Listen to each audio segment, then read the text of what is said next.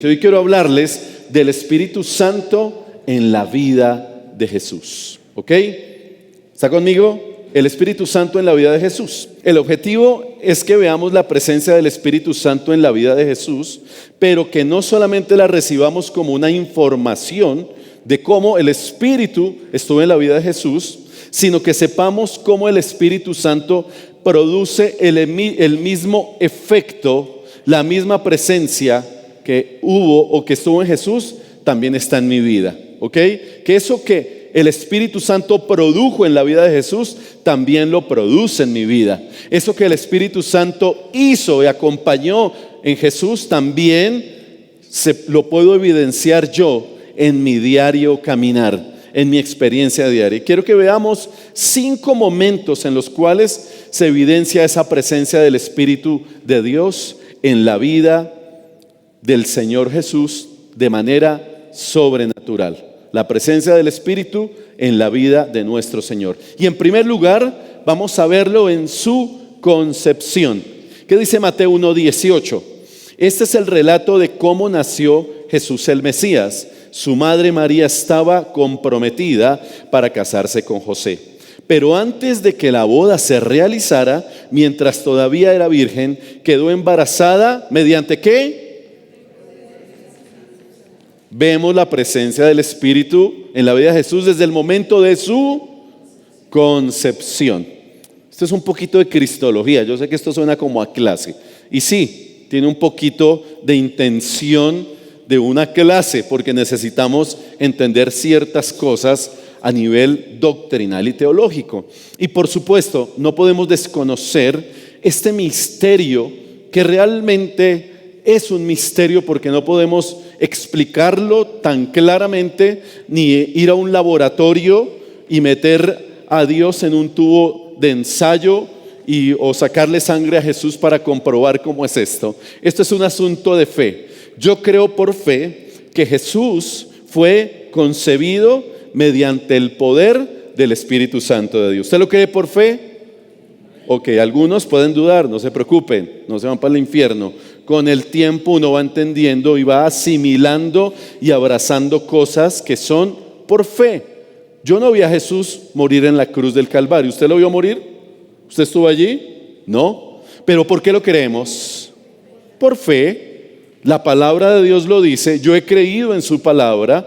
Yo creo en mi experiencia, mi encuentro personal con Jesús. Lo creo por fe. Así que a diferencia de todos los que estamos aquí, Jesús no fue concebido biológicamente entre la unión de un hombre y una mujer.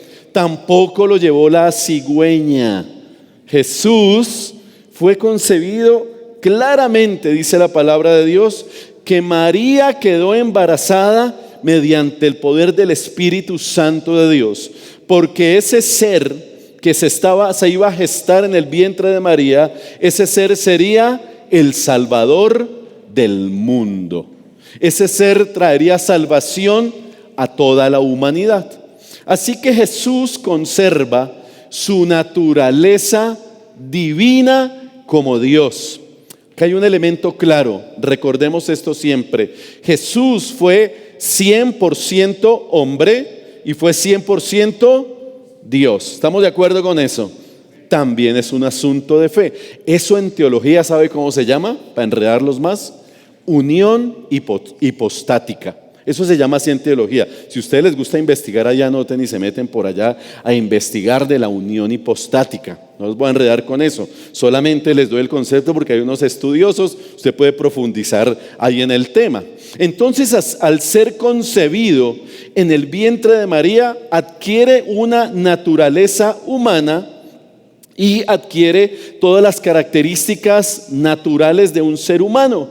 Quiere decir que Jesús fue espíritu, fue alma y fue cuerpo. Lo que quiere decir que Jesús tuvo características espirituales, emocionales y físicas como usted y como yo.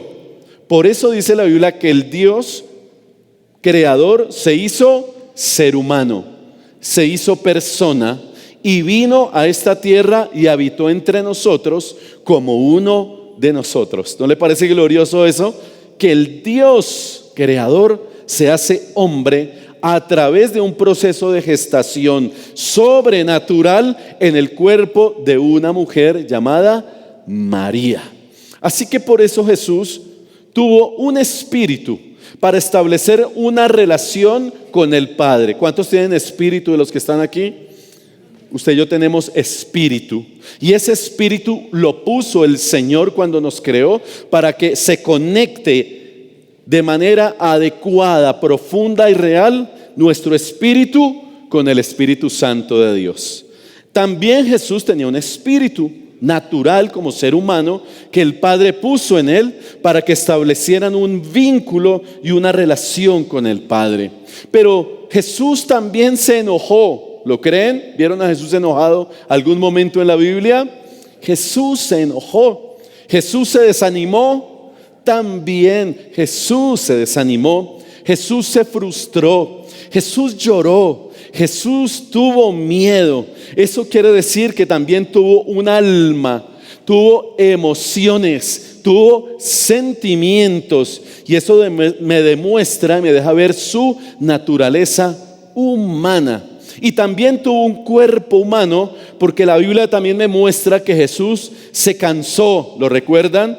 Jesús también se cansó, tuvo hambre, Jesús tuvo sed, y Jesús sufrió todo el dolor en su cuerpo por causa de nuestros pecados, nuestras maldades, y además dice la Biblia que llevó en sus propias llagas todas nuestras enfermedades.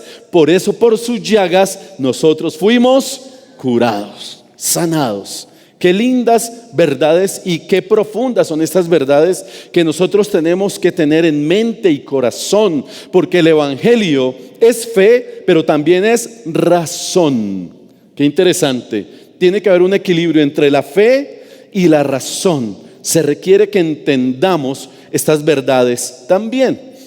Tú y yo no fuimos concebidos por el Espíritu Santo en el sentido de una gestación, porque somos el resultado de la unión biológica de un hombre y una mujer. Por eso lo demás, valga el paréntesis, es antinatural. ¿Estamos?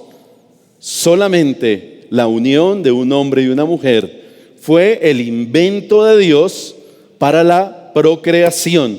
Lo demás se llama antinatural, está fuera del orden de Dios. Y aunque usted y yo no fuimos engendrados por el Espíritu Santo, yo sí creo algo, y la palabra lo dice, que tú y yo fuimos planeados por Él desde antes de la fundación del mundo. Que si bien nuestros papás, papá y mamá, en muchos casos no se pusieron de acuerdo y muchos lo llamaron accidente, pero ninguno de nosotros somos un accidente, iglesia.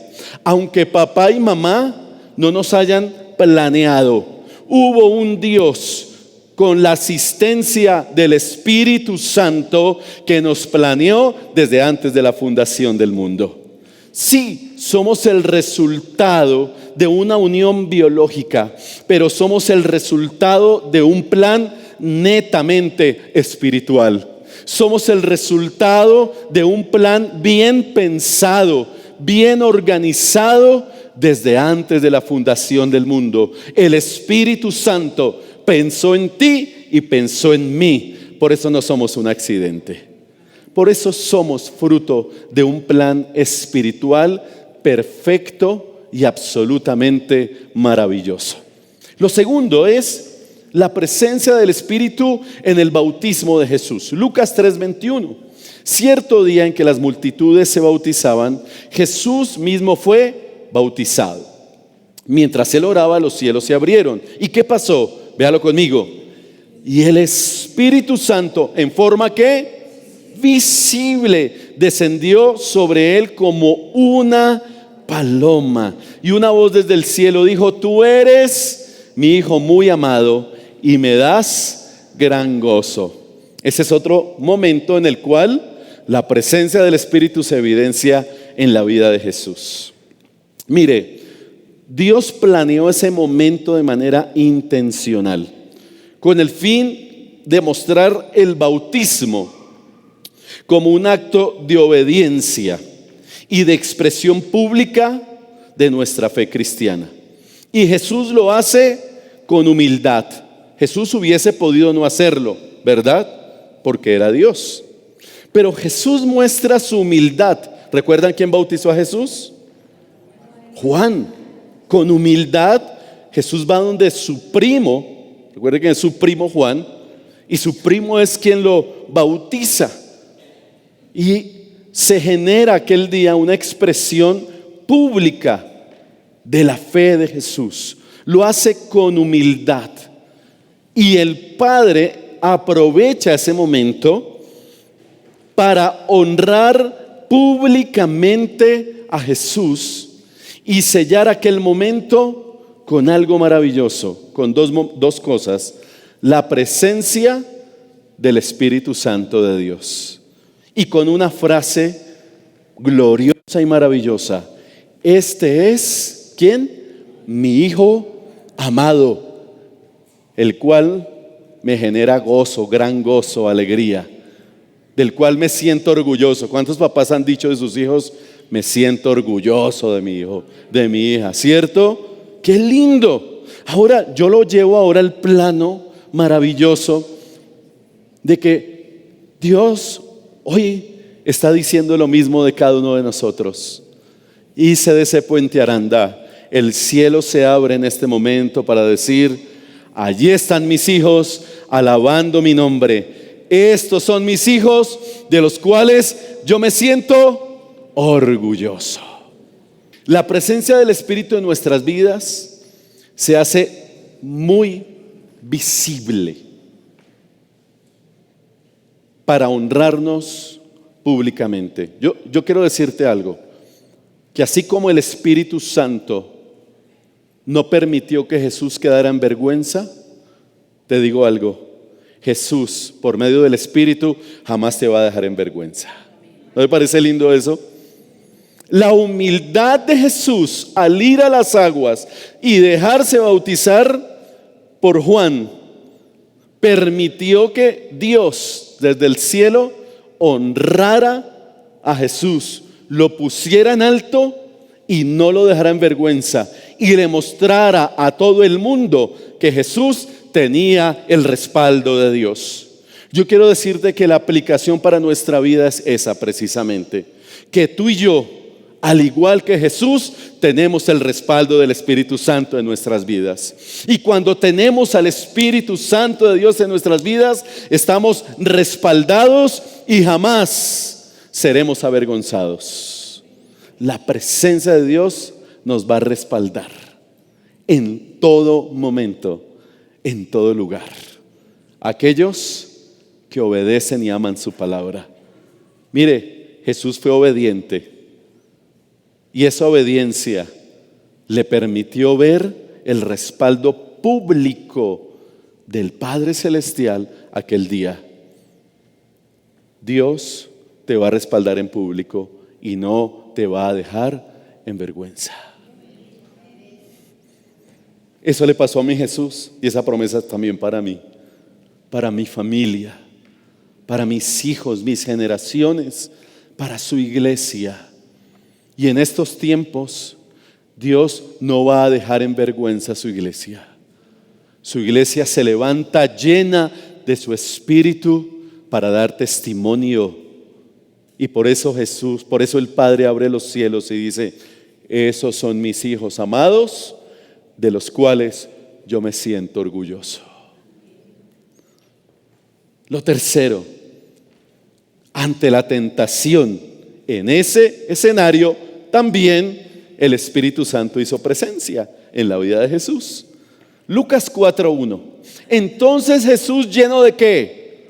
De basura, de redes sociales, de pecado. Jesús lleno de ¿qué? Mire, es que ahí está la clave. Jesús, lleno del Espíritu Santo, regresó del río Jordán y fue guiado ¿por quién? Ese espíritu está con mayúscula o minúscula. Entonces, ¿a cuál espíritu se refiere? Al Espíritu Santo. Cuando aparece en minúscula es a nuestro espíritu, pero aquí con mayúscula. El espíritu en el desierto, donde ¿qué pasó? ¿Fue tentado por Dios? No, fue tentado por el diablo durante 40 días. Qué pruebita, ¿no? 40 días en el desierto, en ayuno, pero guiado por el espíritu. Jesús no comió nada en todo ese tiempo y comenzó a tener mucha hambre. Entonces la Biblia dice que Jesús fue tentado en todas las áreas de su vida. Pero ¿qué más dice? Que aunque fue tentado en todo, no pecó. ¿Estamos de acuerdo con eso? Jesús jamás pecó. Porque si Jesús hubiera pecado, no hubiese podido ir a la cruz a salvarnos. Porque el sacrificio que se necesitaba para ir a la cruz era un sacrificio santo, puro, perfecto, impecable, como lo era Jesús. Y en la tierra no ha habido ni habrá otro hombre como Jesús. Por eso su sacrificio fue una sola vez y para siempre, irrepetible. No hay manera de que alguien pueda o vuelva a hacer lo mismo que hizo Jesús en la cruz. Aunque era Dios, recuerden, también era ser humano y tuvo que enfrentar todos los desafíos que usted y yo también hemos enfrentado. Y claro, usted dirá, pero en la Biblia yo no encuentro tentaciones específicas de Jesús o tantas, excepto esta tentación en el desierto que abarca muchas cosas. Sí, efectivamente, quizá no hay detalladamente una descripción de las tentaciones diarias de Jesús, pero yo creo que Jesús fue tentado como usted y como yo todos los días. ¿Ustedes son tentados todos los días? Todos los días somos tentados de mil maneras. Y Jesús no fue la excepción. El pecado no está en ser tentado. Todos vamos a ser tentados de alguna manera. Y somos tentados permanentemente por agentes externos, ¿cierto? Por el mundo, por las ofertas de este sistema. Somos tentados como Jesús fue tentado por el enemigo. ¿Se ha sentido tentado por el enemigo? Posiblemente sí. El enemigo viene a tratar de desviar y distorsionar la verdad de Dios y a confundirnos. Pero también nuestra propia naturaleza pecaminosa. Usted y yo somos pecadores por naturaleza y tenemos muchas luchas internas, a menos que usted ya esté glorificado. Pero yo creo que aquí todos estamos en esa lucha diaria y constante de nuestras propias tentaciones, o como dice la palabra, nuestras propias concupiscencias, nuestras propias fragilidades humanas. Y si no me cree, preguntémosle al apóstol Pablo a ver cómo hizo el apóstol Pablo, que el gran apóstol Pablo escribió esto en Romanos 7, 21 a 25. Un poquito largo, pero veámoslo. Y mire lo que concluyó Pablo en uno de sus pensamientos o reflexiones. He concluido el siguiente principio de vida: que cuando quiero hacer lo que es correcto, ¿qué dice? No puedo evitar hacer lo que está mal. ¿Se identifica hasta ahí? Ok, ustedes son muy santos. 22. Amo la ley de Dios con todo mi corazón, pero hay otro poder dentro de mí que está en guerra. ¿Con quién? Con mi mente. ¿Se identifica hasta ahí? Todos los días. Todos los días. Ese poder me esclaviza al pecado que todavía está dentro de mí. Esa es una realidad. Soy un pobre desgraciado. ¿Se identifican con eso? Para los que me dicen esa palabra, pues es bíblica, ahí está. Yo la saqué fue de ahí, yo predico la palabra. Y lo que dijo Pablo es que soy un pobre, en la versión del 60 que dice, miserable de mí. ¿Quién me librará de esta vida dominada por el pecado y la muerte? Gracias a Dios. La respuesta está en ¿quién? En Jesucristo nuestro Señor. Así que ya ven, en mi mente de verdad quiero obedecer la ley de Dios, pero a causa de mi naturaleza pecaminosa, ¿qué pasa? Soy esclavo del pecado. Esto me lleva a concluir que en esta realidad necesitamos la intervención sobrenatural, diaria y permanente del Espíritu Santo en nuestras vidas. ¿Por qué? Porque yo solo en mis fuerzas jamás podré salir victorioso ante la tentación. Si no estoy lleno, revestido del poder del Espíritu, voy a ser frágil y débil frente a la tentación. Y por eso, ¿por qué caemos con frecuencia? Porque falta presencia del Espíritu Santo en nuestra vida. ¿Por qué somos tan vulnerables y frágiles frente a la tentación y caemos con facilidad? Y usted dice, otra vez la embarré, otra vez pequé, otra vez lo mismo. ¿Sabe de qué estamos careciendo? De la presencia del Espíritu Santo en nuestras vidas. De esa fuente de poder y de gracia que es el Espíritu Santo. No hay otra manera. Y la clave está en el texto que leímos al iniciar, cuando Jesús fue llevado ¿por quién? Al desierto, por el Espíritu Santo. Pero ¿qué dice luego de esa expresión? Jesús estaba lleno del Espíritu Santo. Si Jesús no hubiese estado lleno del Espíritu, no hubiese podido enfrentar al enemigo con la altura, la autoridad y el poder que lo hizo. Porque el enemigo le mencionó la Escritura, ¿o no fue así? Le dice, mire Jesús, pero la Escritura dice. Pero como Jesús estaba lleno del Espíritu en su mente y en todo su ser, entendió que lo que estaba haciendo el enemigo es una tarea que siempre hace: tergiversar, distorsionar las cosas que Dios ha hecho, ha creado o ha dicho, y las manipula y las quiere utilizar para confundir. Pero si Jesús no está lleno del Espíritu, Jesús hubiese caído en pecado en el desierto. Por eso cada palabra que encontramos en la Biblia, cuando leímos en Lucas 4:1, dice Jesús lleno del Espíritu Santo fue llevado por el Espíritu. Iglesia, vamos a seguir siendo tentados todos los días. Vamos a vivir en esa tensión que vivió el apóstol Pablo, que describió con claridad, y nos vamos a sentir desgraciados y miserables. Pero la Biblia también dice algo: que no hay condenación para los que están en Cristo Jesús. Y el propósito de Dios es que no caminemos en condenación. El propósito de Dios es que usted y yo vivamos en libertad. Y esa libertad solamente nos la da la presencia del Espíritu Santo de Dios.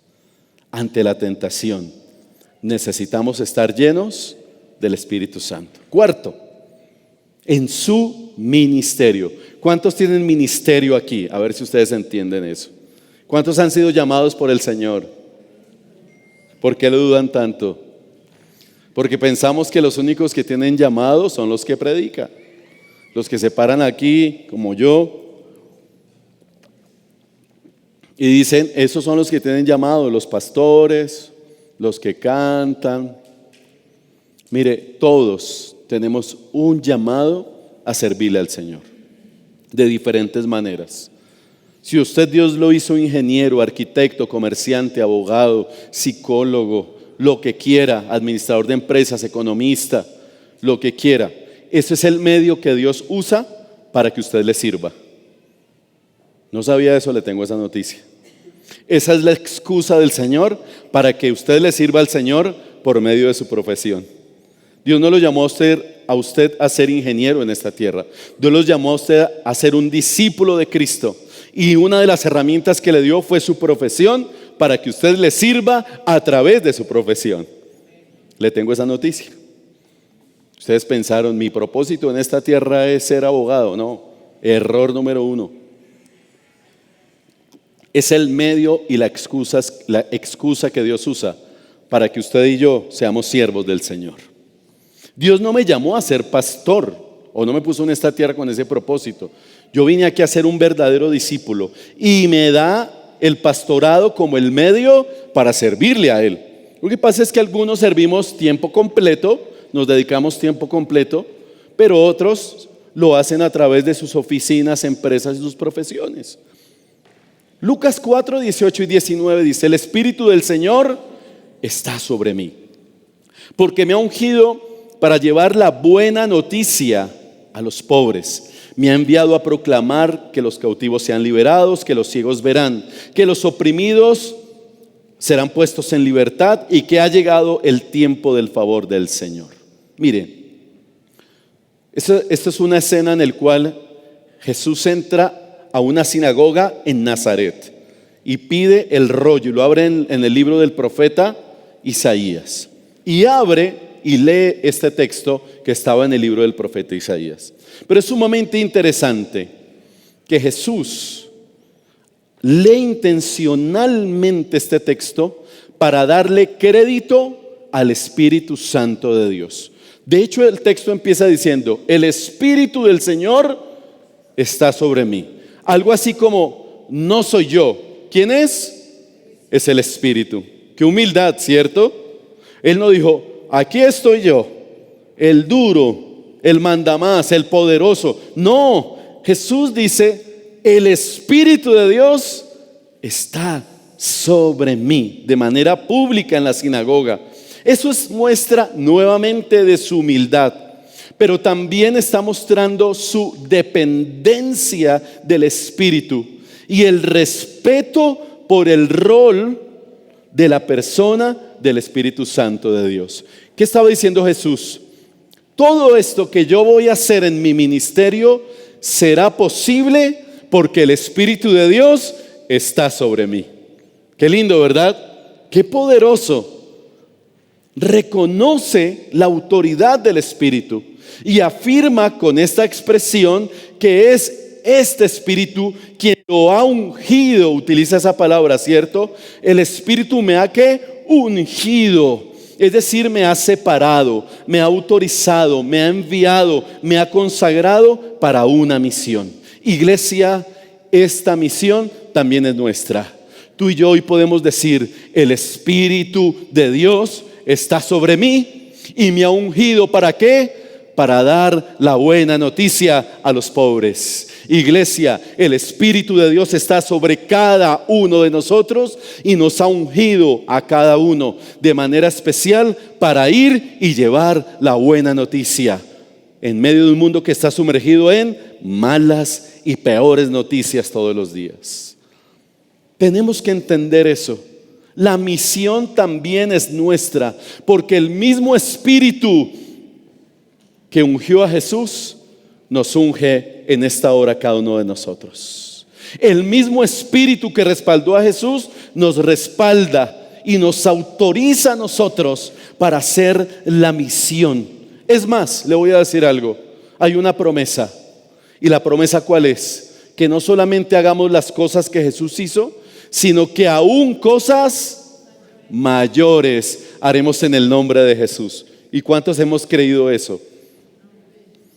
Tenemos que creernos mucho más esta verdad. Pero Jesús hizo cosas impresionantes. Y Jesús dice: cosas mayores ustedes harán en mi nombre. ¿Saben por qué? Porque el Espíritu de Dios está sobre mí. Y tú puedes decirlo: el Espíritu de Dios está sobre mí, por cuanto me ha enviado, por cuanto me ha ungido para llevar la buena noticia. Y lo último, el quinto, en su resurrección. Romanos 8:11 dice: el Espíritu de Dios, quien levantó ¿a quién? A Jesús de los muertos. ¿En dónde vive? ¿En el cielo? Vive en ustedes, iglesia. Vive en mi iglesia. Y así como Dios levantó a Cristo Jesús de los muertos, vea la promesa, Él dará vida a sus cuerpos mortales mediante el mismo Espíritu, con E mayúscula, ¿verdad? Quien vive en ustedes. Sencillo.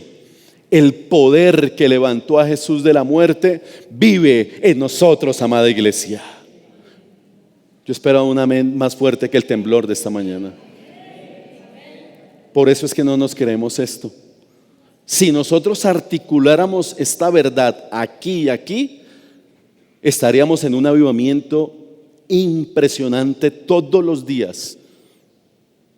Pero no nos lo hemos creído, solo lo recitamos y lo cantamos. El poder que te levantó de la muerte vive en mí, vive en mí. Eso es como cuando en el colegio nos enseñaban X o Y cosas, ¿cierto? Una cancioncita. Esto es muy profundo y muy poderoso, iglesia. Si yo creo que el poder del Espíritu que levantó a Jesús de la muerte vive en mí, mayores cosas haré en el nombre de Jehová de los ejércitos. Que siga temblando, a ver si nos despertamos. Dicen que cuando hay temblores y tragedias, las iglesias se empiezan a llenar. Qué feo eso. Qué lindo es seguir a Cristo por amor y no por miedo, por convicción y no porque si me cae la teja encima me voy para el infierno. Yo creo que es el tiempo. Y dijo una frase Aleja ministrando, se me olvidó, cuando la dijo me estremeció. Algo como que subiríamos a otra dimensión mientras ministraba Aleja. Si entendiéramos esto, entraríamos a una dimensión como iglesia diferente. Y no nos quedaríamos tan fríos y planos y tan conformes.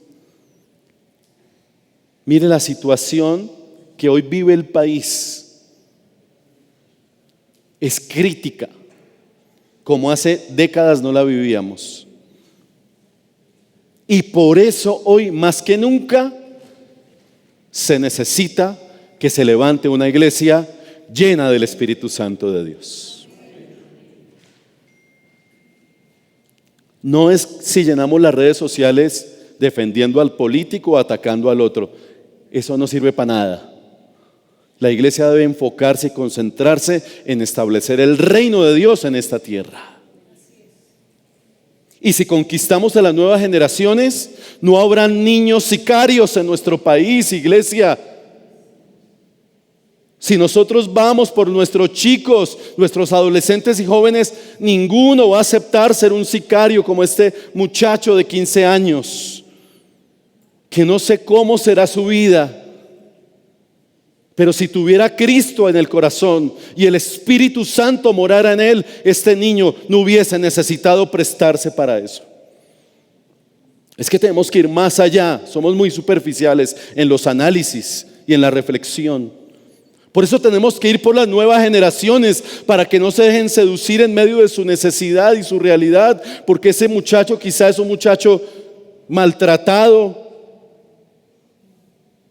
abusado, sin oportunidades o despreciado, y vio en esa oferta una oportunidad para salir del hueco. Pero si ese muchacho tiene a Cristo, el diablo no va a tener a quien dañarle la mente. Porque hay una iglesia que se levanta para dar la buena noticia. En vez de quedarnos hablando del Petro o del Uribe o del uno y del otro, cada uno haga su reflexión, yo las hago. Pero por encima de mi reflexión, la más importante, el Espíritu de Dios está sobre Miguel Talero, por cuanto me ha enviado a dar la buena noticia de salvación. Por cuanto tengo la expectativa y la esperanza de que Cristo vendrá por segunda vez, pero mientras Él viene le clamo por un avivamiento en el cual miles y miles de personas se arrepientan y entreguen sus vidas a Cristo Jesús. Ese es el sueño de la iglesia, es el sueño de Dios transmitido a su iglesia. Pero si no estamos llenos del Espíritu, no va a pasar nadita. Nada va a pasar. ¿Cuántos pueden decir hoy el Espíritu de Dios está sobre mí? Y si no está seguro, hoy va a pedir que el Espíritu de Dios esté sobre su vida.